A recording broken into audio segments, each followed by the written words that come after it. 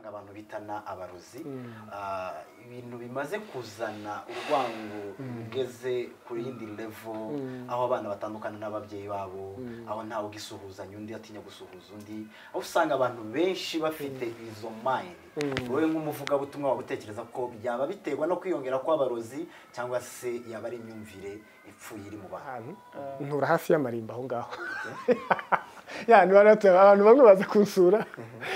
ariko bafata mu mutwe atari ko iyo umuntu wese agiye gushaka abafite expectation abafite ibyo yiteze kuri partner bazabana iyo ugeze kuri tere abanyakenya bakunda kuvuga ngo mamo ni different kwa ground iyo ugeze kuri ground ugasanga expectation zawe ibyo watekereza biri totally different n'ibyo uri kubona kandi warangije kurahira ko muzabana mu bina mu byiza icyo gihe wabasha kubyitwara gute kugira ngo imibanire yawe na partner wawe izakomeze kuba myiza kizabura urumva ugiye kuva nko mu busiribateri ariko byambayeho mu buryo naje gusanga aho kugira ngo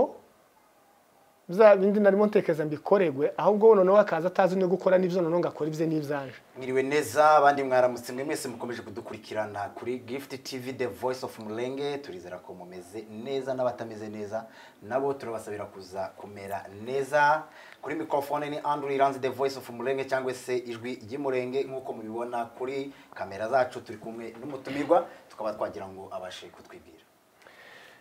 murakoze cyane kandi nishimiye ko mutwakiriye kuri The Voice of Mulenge amazina nitwa Rushimisha James nkaba ndi umunyamurenge ariko kandi nkaba ndi umuvuga butumwa mu kazi kanjye ka buri munsi numva ari ibyo ngibyo James utuye muri Kenya warizwa he ntuye mu Rwanda Kigali niho ntuye n'umuryango wanje ndubatse Kenya watembereye muri Kenya waje mu ivuga butumwa natembereye muri Kenya ntabwo naje mu ivuga butumwa 100% nubwo naryo yajemo ariko nari naje muri gahunda z'umuryango hanyuma ariko kandi na gahunda zivuga butumwa Kenya wayibonye ute kombe yarinze na Kigali oh my god Kenya ni byiza Kenya imeze neza ariko nyine bari mu tuntu tumwe tw'udu challenge mu gihugu gishasha tutamenyerewe ariko imeze neza cyane cyane ku bwiza bw'ahantu burya ari abantu yo hari abantu wabashe kubona hano haba ibiryo byita sukuma wiki imboga zitwa sukuma baraziguhaye ahantu uri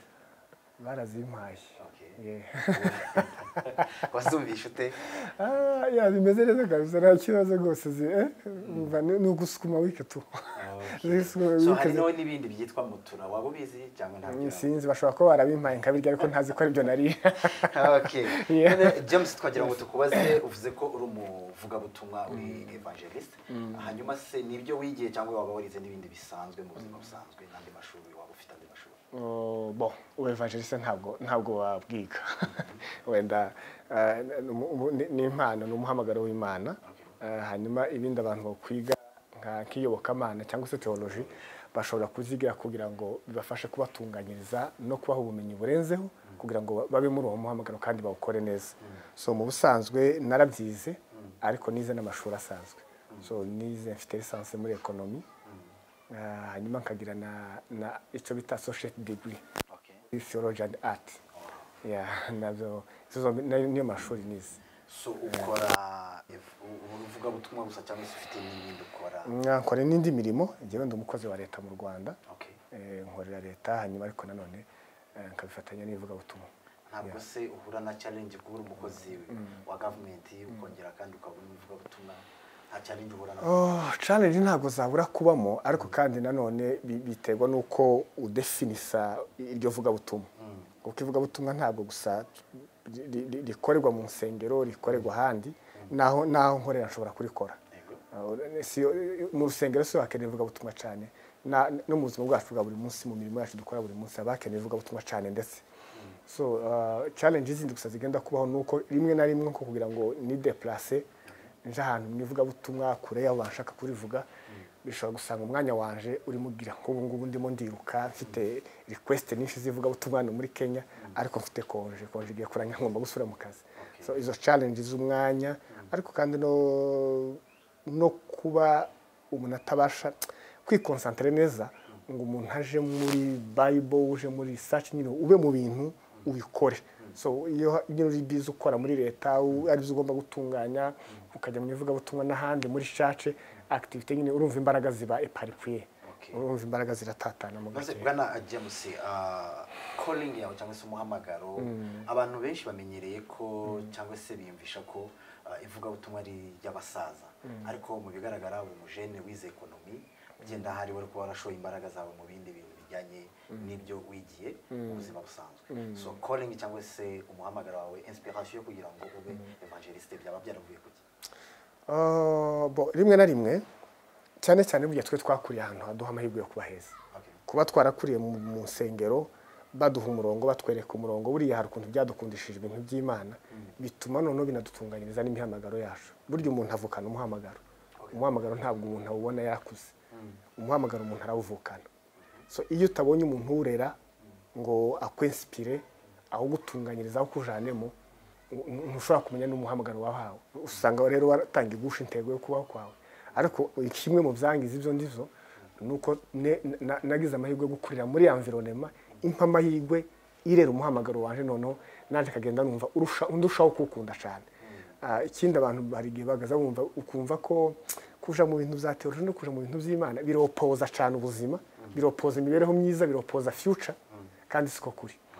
Ntabwo ariko kuri. So kubera iyo myumvire, iyo ubonye umuntu rero ukwereka akamenya kubalansinga, agahuza umuhamagaro wawe agahuza n'iyo mirimo yindi, ukaba wabasha kutagira amahirwe uvutswa y'ubuzima busanzwe, ariko nanone utagiye hanze y'umuhamagaro bikaza guhura ni sawa. So inspiration ya mbere nuko nakuriye muri environnement imyemerera irera umuhamagaro wanje. Ikindi cya kabiri nuko umuntu nagiriwe ubuntu kaza gukizwa, noneho nkumva neza inyungu. Paul yaravuze ngo kubaho ni Kristo, umuntu akumva the meaning of life, igisobanuro cy'ubuzima. Living is Christ. So nukuvuga nimba living is Christ rero, kandi iyo tuvuze living nizo zose dukora. Izo nkora nigiye muri ekonomi, izo nkora byose muri leta, ngomba kuba mfite aho mbihuriza no kuba mu muhamagaro no kuba ku impamvu z'Imana. So izo nizo navuga ngo zanyasipira. Kandi calling burya umuntu ayumva akiri na muto. Yenda byibuka cyane burya kuva nkiri muto cyane. Hari igihe twirukanga mu rusengero abantu byo ari nk'umukutano, none abantu iyo nagira mu rusengero rero nkabona tukiruka tugiye mu mukutano, tukaja kuvuga ati hari abakorari benshi baje byagenze neza, abandi nkumva ari cyo kibashishikaje. Jewe nagira mu rusengero sinshishikazwa n'abakorari baje, ngashishikazwa no kubona ahantu muvuga butumwa umushitsi yicaye. So nkumva none yamara kubwiriza nataha bukeye, nkumva nejejwe no kuba nshaka gusubira mu nyigisho yavuze. None naba nagiye nko kuragira inka kagenda nzibwiriza ozo kagenda zisubirira mu inyigisho kandi nkasanga nayifashe mu mutwe kuva yasomye n'ibice byose nubwo basomye ibice 50, nkumva nabifashe kandi ariko nta bantu nari mfite bisobanuro nkabisobanurira inka ndagiye. So ibyo zabaga bikwereka iki yaho ni muri Kongo. So zabaga bikwereka calling. So ubaramutse rero umuntu abibonye bigenda neza. So byanyerekaga umuhamagaro mfite direction. Bwana James, twakubonye uri kubwiriza muri prime cyangwa se release hano Kasarani, twumva twifuje kuganira nawe. Rero hari ibibazo tugira ngo tube twakubaza kugira ngo turusheho kuba twasobanukirwa. Bivuze ko uri umuvuga butumwa, uri evangelist. So hari inyigisho ziriho muri iki kinyejana aho usanga hari abakristo babwirizwa ko gutanga icya 10 bitakiri ngombwa, twarangije kuba barirwa ibyaha byose, nta cyaha kikiriho Yesu yabirangije ku musaraba. Aho nanone hari abandi bavuga ko ari ubuyobe, ari inyigisho z'ubuyobe. Nkawe muri iyo department yivuga butumwa wabidusobanurira iki, wabivuga iki? Haba hari izo nyigisho z'ubuyobe cyangwa se n'abantu batabyumva? Burya inyigisho z'ubuyobe muri definition y'inyigisho z'ubuyobe suko zitavuye mu ijambo, suko zitavuye muri Bibiliya. Inyigisho z'ubuyobe no kuvuga ngo ni icanditswe bakuye muri Bibiliya ariko bakagikura muri context yacu. So iyo ufashe umurongo umwe muri Bibiliya ukawukura muri context yawo ukawusobanura uko wishakiye, tuzitaho n'inyigisho z'ibinyoma kandi basomye muri Bibiliya. Izo ni inyigisho zaje zigisha abantu ubuntu bw'Imana. Ubuntu bw'Imana ndabwemera, nibwo bwadukijije, nta n'ubundi butumwa tubwira. Ariko ikibazo no kuvuga n'uburyo babwinterpreta. Rimwe na rimwe abantu bashaka kubwinterpreta mu buryo butuma abantu bakora ibyaha. Abandi nabo nanone kandi bakarema defense cyane yo kutumva ubutumwa. ugasanga rero babwise inyigisho z'ibinyoma rimwe na rimwe atari iz'ibinyoma. Ariko ibyo kuvuga ngo ibyaha byararangiye, yes it's true, twakize ibyaha, Yesu yadukoreye intuzi, yaradukijije, twarakize. Ariko nanone icyo abantu batazi gutandukanya ni uburyo tuva hanze twinjira mu bwami n'uburyo tuba mu bwami. Ibyo ni ibice bibiri, nibyo bizana conflict. Niki dukora kugira ngo twinjire mu bwami, iyo tubugezemo tubamo dute? So niyo haza iyo bavuga ngo icacumi si ngombwa kugitanga, rimwe na rimwe umuntu yokubwira ngo ukeneye gutanga icacumi kugira ngo uze mu bwami, abakubesha. Icacumi sinzira se na condition yo kuza mu bwami. Kuza mu bwami nta condition bihari, ni ukwizera Yesu Kristo, ukamwakira mu mutima wawe nk'umwami n'umukiza wawe, uzaza mu bwami. Iyo umaze kugera mu bwami, wasanga ijambo rivuga ngo turabo yaremye, ituremeye imirimo myiza muri Kristo. Aho muri Kristo ni handi waje. So ya mirimo myiza rero ntugomba kongera kuvuga ngo yango ntabwo ikiri ngombwa. Ntiyari ngombwa kukuzana. Si ngombwa ya mirimo myiza yose, si condition tumuza. Ariko n'ubuzima bwawe hano mu bwami. Uburyo rero buhaba nabahakana ko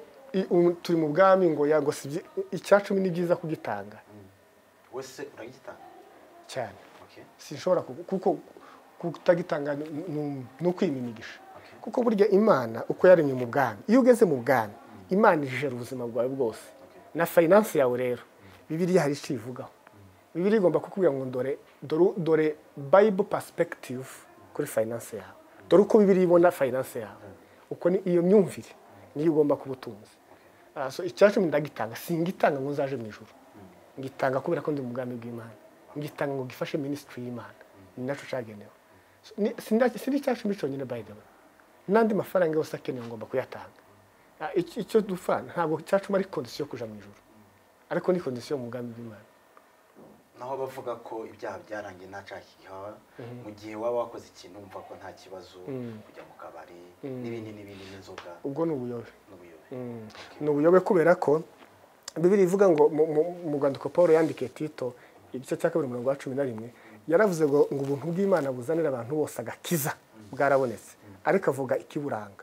Aravuga ngo ubwo buntu ngo butwigisha kureka kutubaha Imana,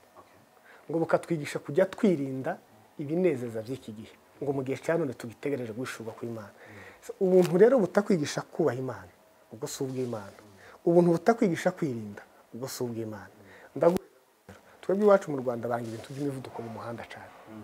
Iyo ukoze umuvuduko polisi araguha akakwandikira cyangwa bashizeho amakamera aragufotora ukishura fine. Ushobora kugenda wiruka ugahura na polisi akaguhagarara ati warengeje umuvuduko, sibyo se? Ukamubwira ati nari ngiye ku bitaro wenda nari mfite urgence ituma niruka, akakubwira ati okay ndakubabariye. Iyo akubabariye ntabwo wongera kwirukanka ngo nababariwe.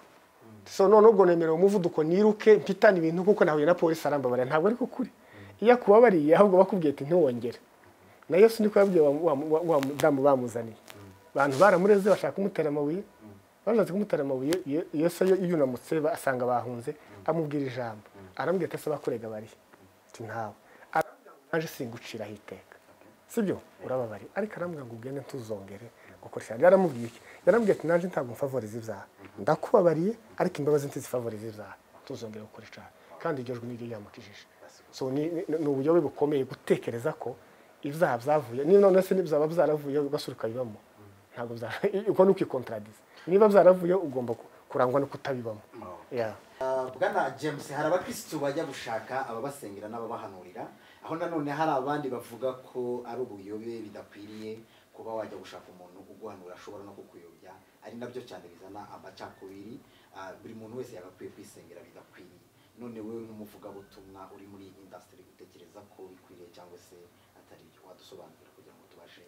kubisobanukirwa? Okay, harimo parti zibiri, harimo uduce tubiri ashobora gusubiza. Ni ukuvuga ngo arabaje gusengesha mukuri muri African culture. Hari ikintu cyari kibamo muri culture bantu cyo kuraguza cyane. Aho ni Imana yakuye abantu kera, abantu bakiri mu mwijima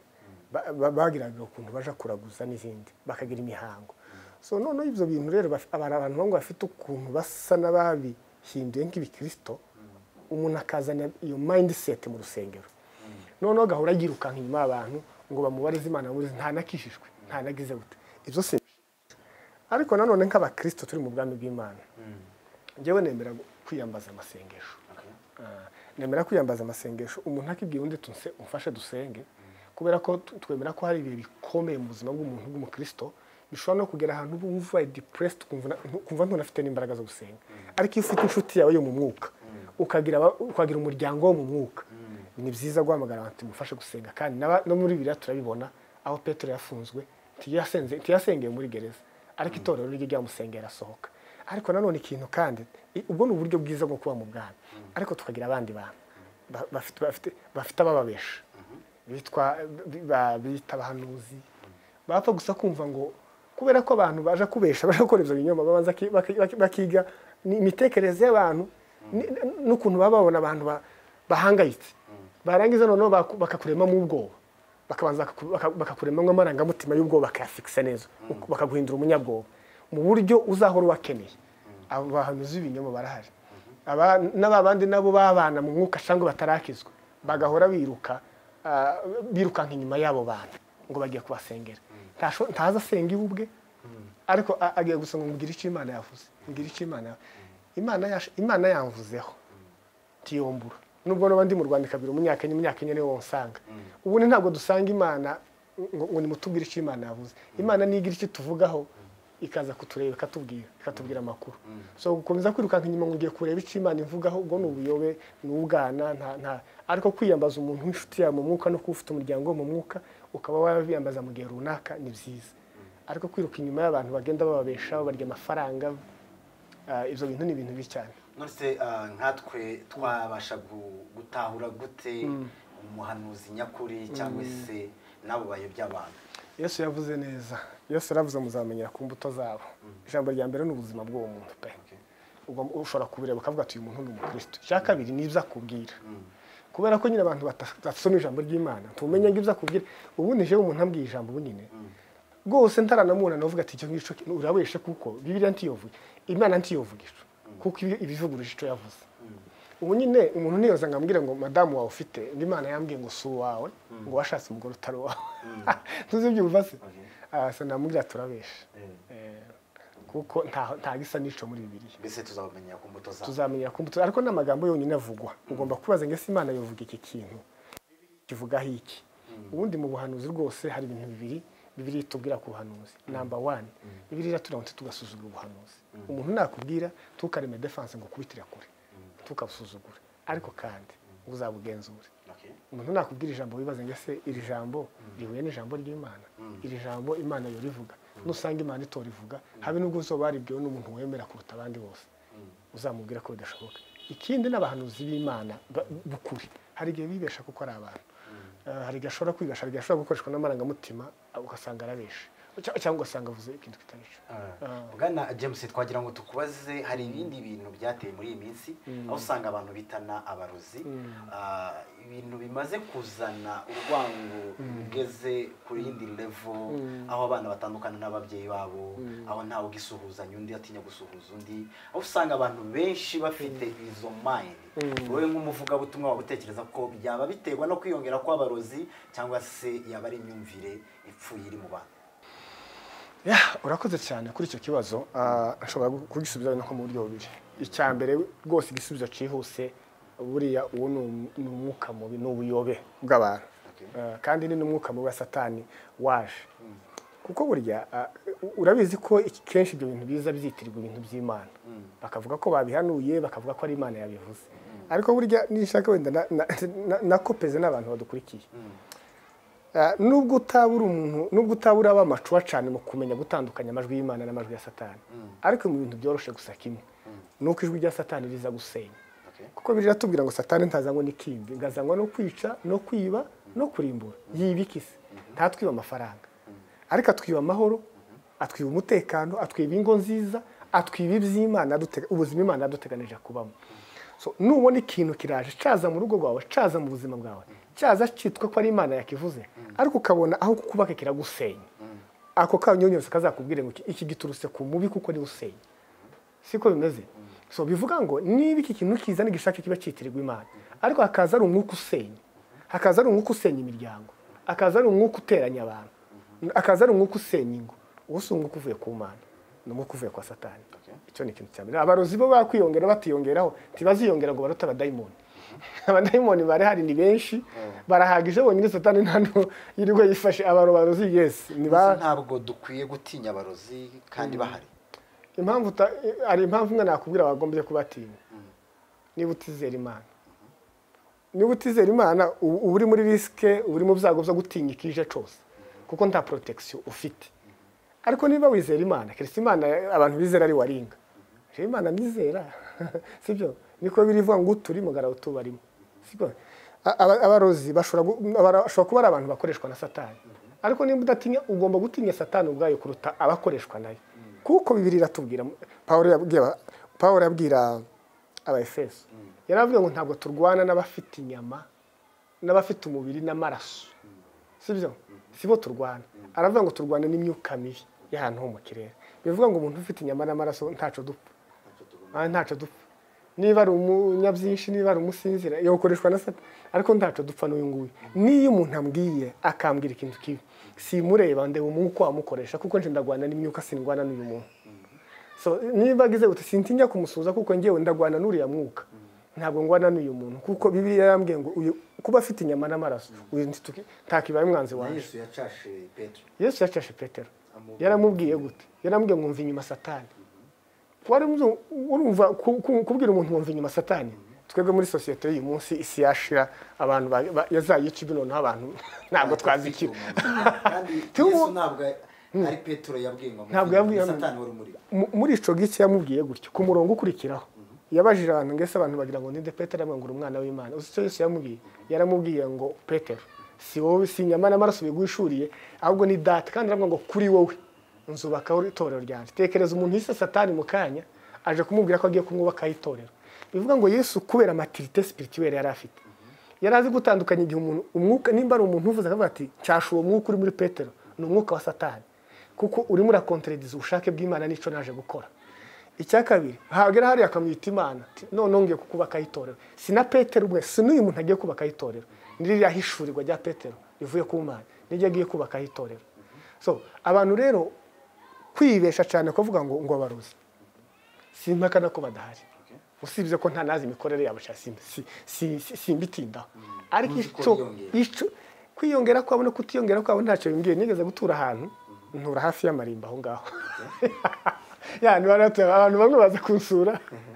ariko bafata mu mutwe ariko uwo muzima tuyirwande b'amarimba bazimu ntago bazakwica none abana twari twimukiye aho ngaho bagatinya kurara mu byumba biri aho ngaho ubyege rero ugiti abantu kurara twenyine aho ngaho waratujana ahantu babi ntago bizakunda mara ndavuga atoya tiburiya no kwibesha tari amarimba nta bantu bayabamo tiyafunze kera tinabayemo sibazima nta muntu ufundikiye hari abazimu satani uza kinjira no mu rugo rwanje akantera ngatongana n'umugore akadutera tukarakarana tundi tuvugana siwe muto kuruta mu mutize nguri uve mu marimbi nta muzimu ntaki sibyo se nta sano ngirana n'abazimu mbana n'Imana Imana ibera hose cyane so rero imitekerereze mibi dahindutse nituma abantu hari abantu baza rwose gusanga umuntu ndagusuhuzanya kaza hano muri Kenya mfite umuryango munini cyane iki cyumweru cyose mbaze nsuhuzanya bamwe bakanga kunsuhuza cyangwa ejo akaba ari abandi nanga gusuhuza ngo bafite ukuntu iyo ni imyumvire ya satani n'umwuka mubi wa satani waje gusa uri kontra imiryango nagira abantu inama yo kutabyitaho bagakurikira Imana bagashaka Imana bwana James twangira kongera tukubaze kubijyanye no gusenga hari igihe usanga hari abantu babiri bari gusenga birije kandi bose bashonje umwe akaba ari gusenga yirije ariko igitambo kugira ngo Imana ibashe kumwumva hari n'undi wabwiriwe yabuze icyo arya icyo aheza abana nawe ari gusaba Imana kugira ngo imuheze icyo abasha kugaburira abana be wewe nk'umuvuga butumwa nk'umunyamasengesho amasengesho yo kwiriza yabasobanuye iki kuri wewe amasengesho yo kwiriza ni meza cyane kuko Bibiliya yavuga ni meza kandi ndayakunda kandi njya niyiriza gusa abantu ntibarasobanukirwa dimension n'uburyo bwinshi butandukanye bwo kwiyiriza iyo tuvuze kwiyiriza ni kufunga na kuomba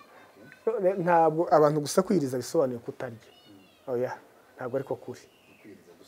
kwiyiriza ijambo rya mbere kutarya bishobora kuba agace gato ko kwiyiriza ariko kwiyiriza ni ukugira isho wiyima icyo ari cyo cyose kigufitiye inyungu ku mpamvu z'ikindi ushaka gushaka gifite inyungu ziruta icyo wiyima urumva so ni ukuvuga ngo niba nshobora gufata icyemezo nkavuga ngo ngiye kumara ibyumweru 2 ntaje kuri social media, ndajya ku WhatsApp, ntajya kuri Instagram, ntajya kuri TikTok, ntajya ku wiki. Ibyo byose bifite utuntu twiza bitwigisha kandi biriho ubwenge pe, nta kibazo, ntacyo bitwaye. Ariko nshobora kuvuga ngo ngiye kwiyiriza mara ibyumweru 2 mu mwanya nakarebye social media, mu mwanya numvise inyota yo kuja kuri TikTok, ibitekerezo byanje mbizamure, senga Imana, nisabe ico nshaka, nibwire ko nishaka kuruta za TikTok na za WhatsApp. Uko no kwiyiriza nshobora kwiyimba iryo nkavuga ati uyu munsi iyo ndi ku kazi ndya lunch y'igihumbi hano ku rugero cyangwa ya 500, sindamenya agaciro k'amafaranga yacana, cyangwa n'ikiro cya restaurant bitewe nayo urya 500 cyangwa igihumbi. Ariko nkavuga ngo singiye kuja muri restaurant, ngiye gukoresha 100, iyi 900 ndebe umuntu ushonje wo burara nje nibwo mu restaurant nje namushire. Uko no kwiyiriza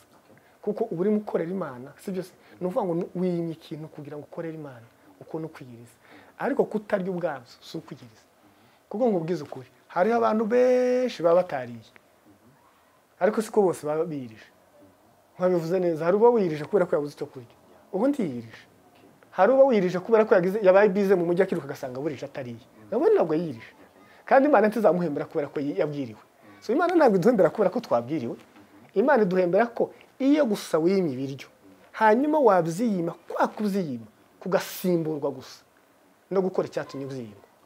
Nimba wabyimye ngo usenge, kubyiyima kwa kugomba gusimburwa no kwirirwa kuri WhatsApp. Nagaza mbona barindwa tugenda tukiyiriza, abantu bakirirwa kuri WhatsApp. Ubwo ntabwo wabwiriwe. Mbese kwiyiriza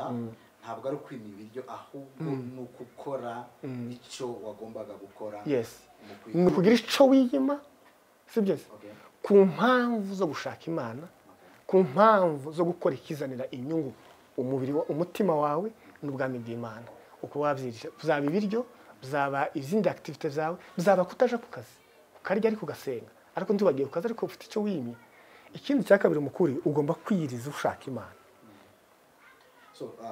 ndashaka kugira ngo dusobanukirwe kwiyiriza ntabwo ari ukwima ibiryo. Oya, si ukwima ibiryo. None reka mbanze mvuge, ni ukugira icyo wiyimye icyo ari cyo cyose, gishobora kuba ibiryo, gishobora kuba n'ibindi, ariko cya kintu wiyimye gisimburwe n'icyatumye uciyima. Nimba wakiyimye ngo usenge, nigisimburwe no gusenga, sibyo? Tigisimburwe tuvuga ngo uyu munsi sinagiye ku kazi, ngo uyu munsi yo kuri gusura bene wanyu muja mu nama z'umuryango n'amakwe, icyo gihe ubwo nyine wasibye akazi gusa. Ariko nimba watsekonje ngo usenge, senga. Nimba wasakaje akazi ngo ureba busura mu rwego rwo kuvuga ngo reka nsura abantu bababaye bagire gute, sibyo se? Ibyo ni ibikorwa by'ubwami bw'Imana nize. Ubwo wirije. So ni ukuvuga ngo urimo urakora activite zungura ubwami bw'Imana, zungura umutima wawe. Coste watanze ni kimwe mu bintu byari bigufitiye akamaro wiyimye. Okay, bwana James, twagira ngo tukubaze kubijyanye n'imibanire. Waba wubatse? Yeah, for sure. Ndubatse, mfite umugore n'abana 2. So twagira ngo tubaze kubijyanye no gushaka. Iyo umuntu wese agiye gushaka abafite expectation, abafite ibyo yiteze kuri partner we bazabana. Iyo ugeze kuri tere, abanyakenya bakunda kuvuga ngo mamo ni different kwa ground. Iyo ugeze kuri ground ugasanga expectation zawe, ibyo watekereza biri totally different n'ibyo uri kubona, kandi warangije kurahira ko muzabana mu bina mu byiza. Icyo gihe wabasha kubyitwara gute kugira ngo imibanire yawe na partner wawe izakomeze kuba myiza? Urakoze cyane. Ndabizi ko ibyo bintu bibaho, n'abatarashaka bazahura nabyo, kandi ibyo biri inevitable. Nta n'ukuntu nta muntu ujya ushaka kubera ko urugo, nta muntu ubwira inararibonye mu rugo. Ugubaka rimwe ugatangira kugenda ubona ibihabiruberamo. Ariko kiririya ushobora gusoma teori nyinshi z'ukuntu ingo zubakwa, bagakubwira gutya, wa mukobwa bakagenda banyirasenge bakamwihererana, bakamukubita amasomo menshi, nawe bakagukubita amasomo menshi, mwamara kugera hariya mukabona ibintu wa mugani ngo biri different kwa ground, ukabona ntibifitanye isano n'ibyo wari ufite mu mutwe. Ari kumbwira arambwira ngo we ngo yaje mu rugo ngazi ngo urugo ni ijuru rito, ngo none ngizabona ntawe najura ari kubona. So arimo arabona hell. Ibintu ni bibiri. Ndamubaze deze washatswe n'umugabo wapfushije umugore toya taho, tukunti washatswe n'umugabo washatswe n'umuhungu, nawe uzuri umukobwa umugera hangaha mwubaka urugo rwabayeho umunsi mwahageze. So waje uzinga iryo juru ryubatswe nande? Ijuru ryaritangiye umunsi ni mwashizeho fondation y'ijuru ryanyu cyangwa ukuzimu kwanyu uko muzabaho. sibyo ariko kubakwa ari uko mwahuye so wiza rero utekereza ngo ugiye mu ijuru ryubatswe nande uvuga ko uje ugiye kubaka ijuru ikindi cya kabiri bazavuga nta muntu wazana ukuzimu mu mutima ngo aze kubaka ijuru mu rugo if you bring hell in your heart you will build hell in your family nuzana ukuzimu mu mutima uzubaka ukuzimu mu rugo nuzana ijuru mu mutima uzubaka ijuru mu rugo nose bwana James wenda icyo nari ngiye kuvugaho gato kuri izi expectation icyo nabwira abantu nuko tuza twibeshaho umuntu aje gushaka umuntu akagira ngo yashatse production ntungane imeze neza none wewe ukareba ibyo wabuze mu buzima bwose utarashaka ukagira ngo urazazana umuntu uzakora buri kimwe cyose wabuze mu ariko ukibagirwa ko ari umuntu wazanye w'umunyantege nawe afite ibyo yabuze yiteguye kuzuzuza so iyo dushitse rero tugatangira gukururana ije ntashaka ngo izo nitegaga ari byo zuzura nawe akankurura ashaka ngo ibyo yitegaga ari byo zuzura turarwana sibyo turarwana ariko iyo duciye bugufi ukazana expectation zitari high ariko expectation za mbere uzana siko bimeze ugomba kumenya ko uje mu ntegeke za mugenzi wawe waje mu ntegeke zawe siko bimeze wowe ku kwawe ruhande ukarwana no kugira ngo wubake urugo ushaka ari abantu baza bibesha akabwira abantu akagira ngo none urugo rwiza yifuza ruzaremwa n'impinduka za mugenzi we siko kuri Yesu yabwiye abantu ngo wewe witokora mugenzi wawe oya itokore umuntu wese yarwana no gukora no kwikuramo ibintu bitari byo no guhagarara mu ntegeke za mugenzi wawe uri muharanira urugo wifuza utaruteze muri mugenzi wawe ugasha impinduka zawe nizo zizubaka urugo si impinduka za mugenzi wawe so abantu rero bagira expectation ariko nabasaba kugabanya expectation ikindi congeyeho hari ikintu nshaka kubabwira narabivuze umunsi umwe ndi kubwiriza ndavuga ati Imana yanyigishije iyo turira twumva ngo mugabo ukunda umugore nizo bazatwigisha muri Maria mu munsi wa wedding mugabo ukunda umugore ko Kristo yakunze itorero ntabwo urimo uvuze bavuga uzumva bageze mu rugo umugore ashobora gukora ikintu ugasanga umugabo yanze umugore yakoze ikisi ti umugore ntabwo yuzuza inshingano umugore utagira gutyo umugore mbwira nkabyuka umugore none ugasanga yaramwanze ariko akibagirwa ko Bibiliya ivuga ngo ukunda umugore wawe kuko Kristo yakunze itorero urukundo rwa Kristo ntirugira condition tugomba gushiriraho umuntu condition ngo agire ikintu akora neza ngo mukunde iyo ufite byose ariko uzamukunda kubera ko ari umugore wawe gusa iyo niyo mpamvu yonyine yo kumukunda kandi ukamukunda yishe byinshi cyangwa yatunganije byinshi kuko ni umugore wawe bwana James niba atari banga byaba byarakubayeho waba wari ufite expectation ku umufasha wawe ugeze mu rugo usanga ibintu biri different uko wabibona kizabura urumva ugiye kuva nko mu busiribateri wakoraga ukabyuka wenyine ugasiga inkweto ukajari ugatera umwenda ukava gutera umwenda ukagira gute ukumva neje ukaza guhaguruka uje akazi watagangaye wumva wapfuye batari ku munsi nzashaka vraiment tumunsi nzashaka sinabizi I can't wait ngushaka none ugashaka gusura mu kazi ukumva nyine za bindi zose urabikorerwa n'undi muntu rero nta byinshi mukuru byambaye ngo binyafekte mu buryo bw'imibanire yaje n'umugore ariko byambayeho mu buryo naje gusanga aho kugira ngo za bindi narimo ntekeza mbikoregwe ahubwo noneho akaza atazi no gukora n'ibyo noneho ngakora ibye n'ibyanje niba atari banga hari akantu wari mutekereza ko numara gushaka ugenda mudamu wawe azabikora neza ako kantu karuhutseho ugezeyo usanga byenda siko si binini cyane ariko nshobora kuvuga ko akagari gato nashatse ndi umunyakazi kandi nzinduka igicuku cyane numvaga muri expectation nyinshi duto naravuze ati izo zose nimzuka ndasanga umwenda wanje uvuye muri dry cleaner apana ko yawujanyeyo ariko sinigeze ntekereza ko umuntu ashobora kutamenya gutera umwenda navuga ati azawutera usa n'uvuye muri dry cleaner piti shati bya stress zose zishira so yakoze byinshi yashoboye byinshi ariko nsanga ntazi gutera ipasi sino kutamenya kuyitera by the way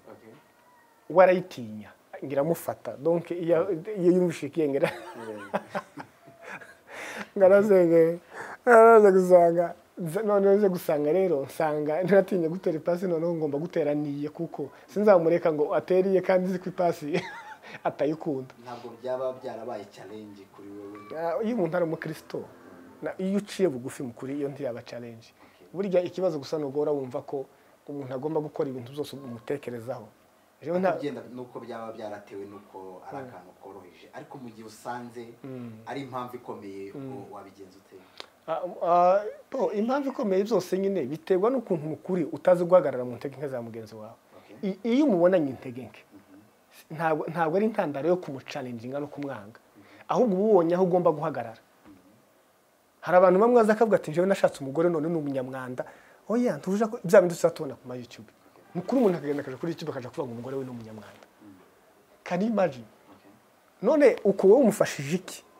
niba Imana uzi ko yaguhaye isuku hagarara muri wa mwanya mu buryo nta muntu n'umuzamucisha mwijisho ko ari umunyamwanda icyo nico uhamagarirwa gukora uko urushaho kuvumbura intege nke za mugenzi wawe Imana ibirushaho kugukwereka aho ugomba guhagarara kuri mugenzi wawe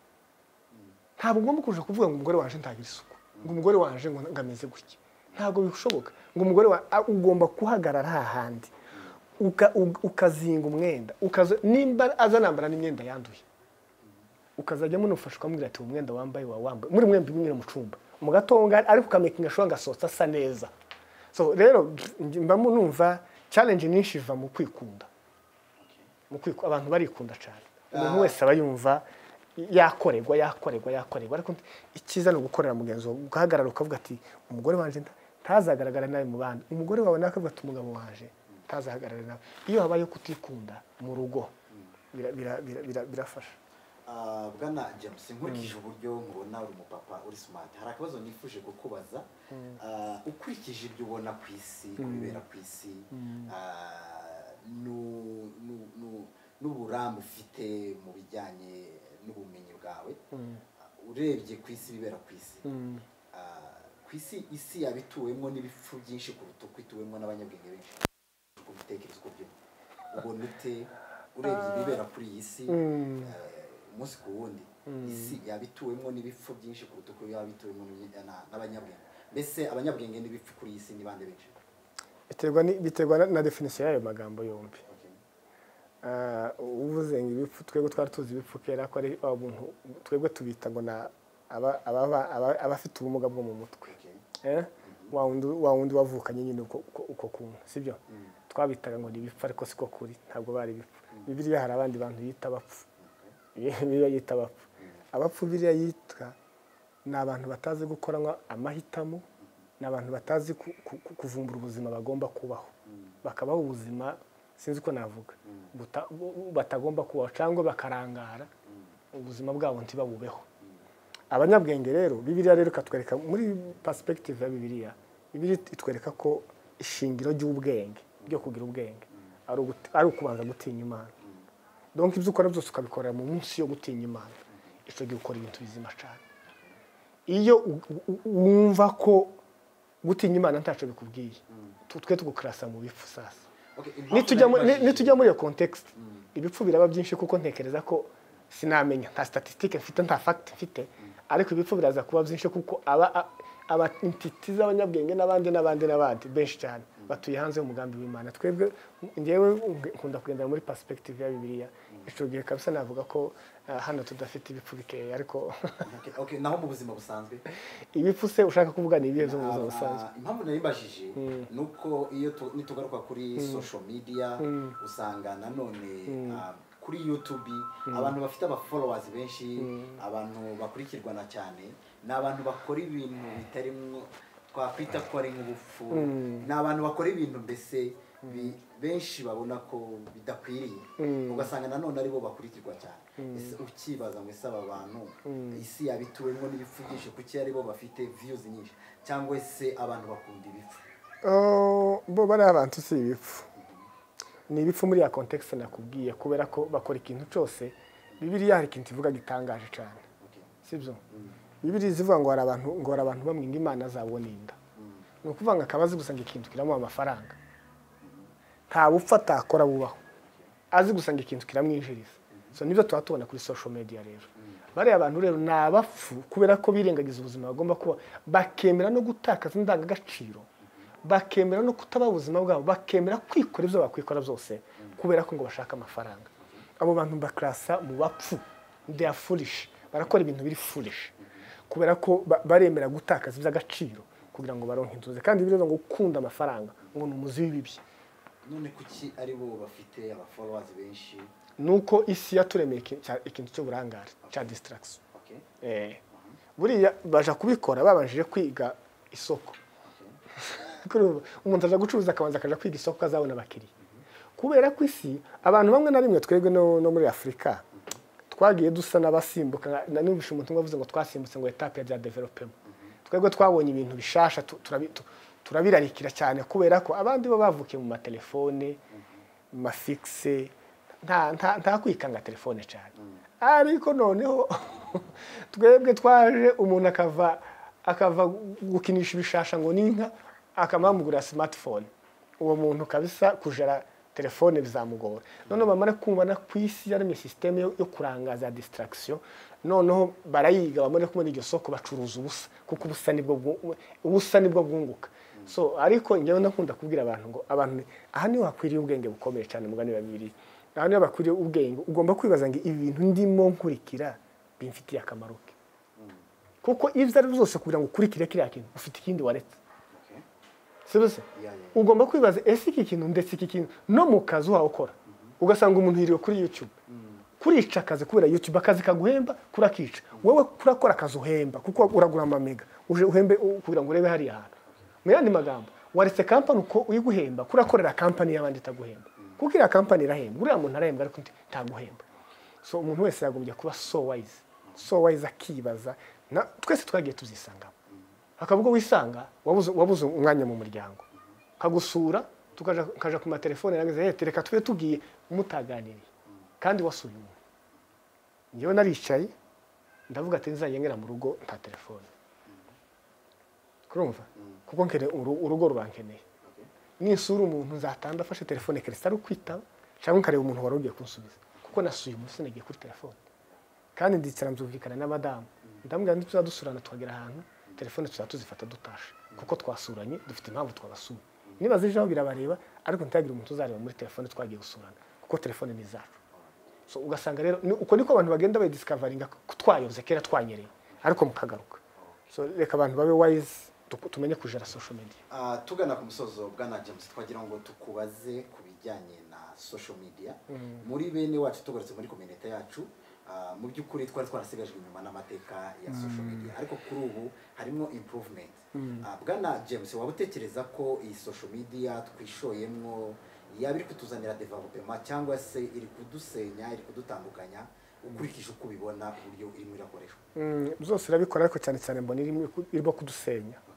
kudusenya bikabisha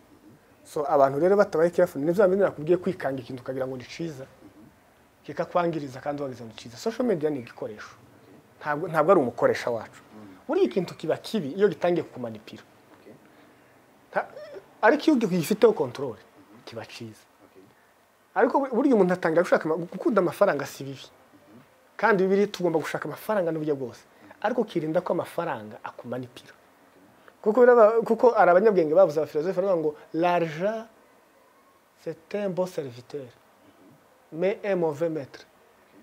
ni umukozi mwiza ariko ni umukoresha mubi nugera kumanipira azagukoresha nabi ariko nuyakoresha azaba umukozi mwiza social media nayo nayivugaho icyo ngicyo ni umukozi mwiza cyane ugize ngo uyikoreshe uyikontorore izo utaboneye mu mashuri n'ahandi hose wabibonera hano ubumenyi dore ko twigiye ku mashuri atari meza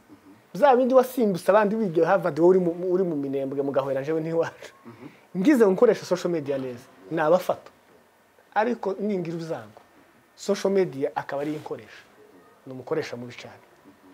yazankoresha nabi twebwe ubu nyine tsimba muri mwese mufite ama network hano muri Kenya nagenzo amazu yose ukagenda ukinstalla network ukayishura ku kwezi abana bagafata amashine na za iPad na za telefone umwe akaja mu cumba tsinda akaja mu cumba ce namwe muraho ngo abana n'abasirimu ngo baze ama telefone ngo arayindusha ariko uko ayikurushuza ibyayireberaho umwana akangira ugasanga abana barangiritse abantu bye gusa ngo n'abasirimu ngo bagira internet mu nzu ntabwo uzi umwana yaryamye yasinziriye cyangwa nti yasinziriye bamwe bakatagira kuzana amanota ni umukoresha mubi so abantu irimo kudusenya cyane kandi kubera iki kubera abantu bikanze ubusa bazi ngo n'abasirimu nimba ufite internet mu nzu gira umwanya uyifungura ukontorora ibikorerwaho hanyuma ukoresha ibyo ngibyo kugira ngo ntizagusenya. Yes. Mbese social media ifite positive n'ibibi. Yes. Uzirinde kwizakubera umukoresha. Wowe izakubera umukozi. Tizakubera umukoresha. Ni kubera umukozi izakora ibintu byinshi mu rugo rwawe. Ni kubera umukoresha izagukoresha ibintu bibi cyane. Bwana James nagira ngo nkubaze ku ndangagaciro z'abanyamurenge. Mu by'ukuri indangagaciro zacu twarangwaga n'urukundo n'ubumwe. Aho byari bigoye kugira ngo ube wabona umuryango w'abanyamurenge wandagaye ku gasozi, aho byari bigoye kugira ngo ubone umunyamurenge uri kugambanira mugenzi we, ariko muri iyi minsi ntabwo ariko bigihagaze. Waba utekereza ko ari iki kiri gutera kugira ngo dutakaze indangagaciro zacu? Impamvu zimwe zishobora kuba kubitera ntekereza ko ari impinduka abantu bagiye bahura nazo bataziteguye kandi bakananirwa kuzijera. Izo ndanga iyo abantu batuyemwe muri community imwe biraborohera kujera ikintu, ariko twe twaratawanyitse nyine turagenda angaje muri za Amerika abandi baje noneho kubera sinzi urabona umuntu w'umushonje cyane washonje iyo abonye ibiryo ntagira control, usanga ariye nabi ugasanga ntagize control. Natwe sinze nemenya nimba ari gusonzera amavire cyane kera twumva ngo umuntu yagiye muri ville, twageze muri ville umugore akazamajugunye igitambara hamanuka gafinda urumva ke ukubona umuco atangiye guta azamakijugunya ahamanuka gafinda yageririye gutya kama kubitamo kanda isi kamishira kubera kunyote mu mujyi kubera kunyote. So twe twageze mu mpinduka tunanirwa kuzijera. Icyo ni cyane cyakabe tutangira gutindanga agaciro zacu zimwe, ariko ubundi ubyiza sibyo. Ubundi hariho n'ikindi kibazo cy'ubukoroni abanyafrika bahuye naco, kumva ko gusirimuka ari ugusa n'abazungu. Ukurumva tukagenda tugira imico burya ubukoroni ni bubi. Ubukoroni ntake, ubukoroni si presence y'umukoroni, ni presence y'umuco w'umukoroni. So umukoroni azikuzaniye umuco akawukwigisha akawufata agasiga yakwigisha yakwatsa umuco wawe ukawujugunya ugafata uwe yamara kisubirirayo uzusigara urwana n'umuco.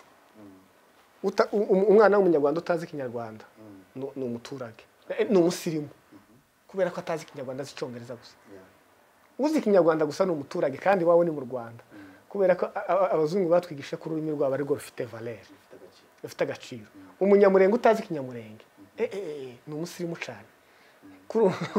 ni umusirimu. Uzi Kinyamurenge nibwo yambutse umupaka ni umuturage kandi turi abanyamurenge. Urumva ukuntu indangagaciro zigenda zitakara. Ariko icyo navuga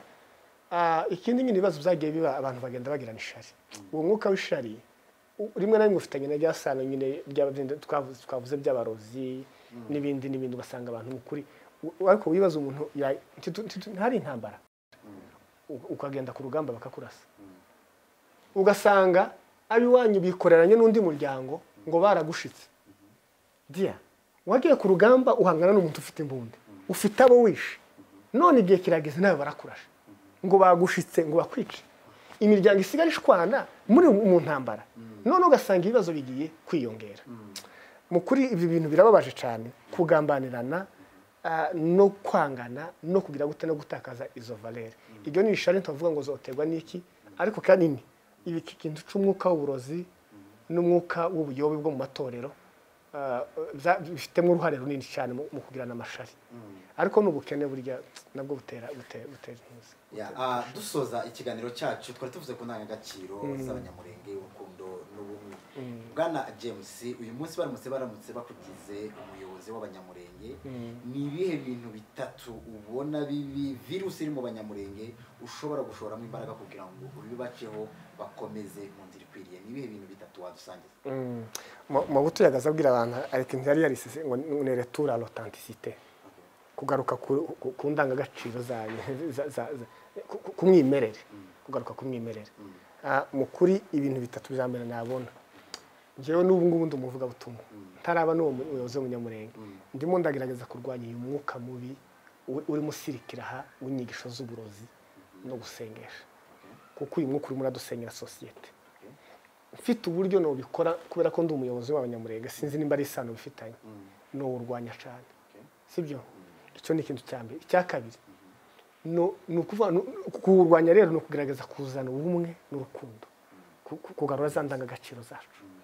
abantu ukareka kumusita n'umunyabyizi tukabaza tukaba umunyamurenge mbere yuko wisanga mu muryango wawe reka tubaze twisanga community tubwire ubumwe twiyumvanemo tureka amacakubiri icya kabiri tubwire ishaka ry'ubwoko ukuri birababaje cyane kumva umuntu ari muri Kenya ari impunzi ari muri Amerika ariko akakubwira ngo bibera muri Kongo ntacu bimubwiye iryo shaka ugomba kugira ishaka ry'ubwoko aho ubonye mwene wanyu hose kwa kundi tuzatubona twebwe uzugenda bishobora kubona mwene wacu hari mu mujyi nkavuga ngo singitakaye kuko mbonye mwene wacu arantwara angeza ongera sinzi Kenya sibyo nagera mwene wacu nkavuga tuyu muntu kwasa n'uwayonze kage ugomba kugira ishaka ry'ubwoko ukagira ishaka rya bene wanyu fast kuko Bibiliya ubwayo bya bindi twavuze ngo kwiyiriza ubusanya kuri uzasoma muri Yesaya 58 haravuga ngo no kwita kuri bene wanyu niyo mpamvu tutasangaga n'imboba hangaha kubera iki umwana wese yarazaga akabaza ngo ninta nabona na data wacu mfite umuryango ndi bujemo kuko first of nimbona umunyamurenga ndamujamo kandi ntazantererana kurumva ugasanga nta mbobo tugira kubera icyakintu cy'ubumwe cyo kwiyumvanamo sibyo tugomba kugira ishaka ry'ubwoko mwene wanyu utaramubaza ngo ni umuki utaramubaza ngo uruwandi ni mwene wanyu nashaka uzabusange ku muhanda yasinze uzamuterura ari umusinzi kugira ngo imodoka zitamugoboka ni mwene wanyu umutware siko bimeze donc kugira urukundo nukubanza gusenya umwuka mubi w'amacakubiri tukazana abantu ku bumwe tukazana abantu ku rukundo tukazana abantu kwishaka ikiruta byose Bibiliya iravuga ngo hayigushanga rifite Imana hayi ubwoko bufite Imana nje no support ikintu kivuga batumwa muri bene wacu cyane Bwana James turagushimiye kuba wabasha kubana natwe mu kiganiro cyacu kuri Gift TV nanone dushimira abari badukurikiye bose aho muherereye mwese akora like share na comment ariko nanone mbere yuko dusoza ikiganiro cyacu twagira ngo tube twaguha niba hari ijambo rya nyuma wadusangiza murakoze cyane turabashimiye kuba mwatwakiriye kuri TV Novizi twabivuze ariko nyine duhamagarira abantu bose cyane cyane bene wacu guko babivuze kumenya Imana kureka amacakubiri siko bimeze kuzana urukundo no kugira ishaka n'ubumwe rwose tuba abanyamurenge dukunda iwacu dukunda umuco wacu nuja muri Amerika uzambara igitambara niba kubaza ngo igitambara niki ubabwire ngo ni umuco w'abanyamurenge uruvukuntu hari keza nuja abana bawe nibakura bavuga ikinyamurenge abazungu nibabaza ko kimamvu ikinyamurenge bakubwire ngo ni umuco wacu ni umuco wacu ntabwo ari ubuturage ni indangagaciro ni valeur njyewe ndabikunda cyane nkunda kubivuga niyongeza hano aho dukora bakambaza sese wavuye proudly ndi umunyamurenge siko bimeze kubera ko udakoze iki ngiki umuco wacu w'abanyamurenge tuzubikora tuvyemera apana ubukristo ni kimwe kurya uburere abe umuntu utarabonye n'uburere bwiza habe no mu rusengero uramubona habe nubwo yo bari umukristo ariko umuntu wataye umuco uramubona no mu rusengero ntazabo yubaha n'abatubaha umuco wacu utwigisha abo tugomba kubaha taragira ubukristo ngomba kuba afite n'uburere bwakomoka mu kinyamurenge umuco wacu tu keeping niba kubira ngo niki cyatumye ukora iki ngiye kubabwira ati nishaka rya bene wacu twe tugira ishaka yes ababembe bagaza bavuga ngo nusanga umubembe mugenzi wawe hagwana ngo nundi ngo banze ukubita uwo wundi nguze kubaza ico bapfuye nyuma nje sizo bashishikarije ariko ishaka ryawe tuzari keeping okay bwana James turagushimiye mani amen urakoze cyane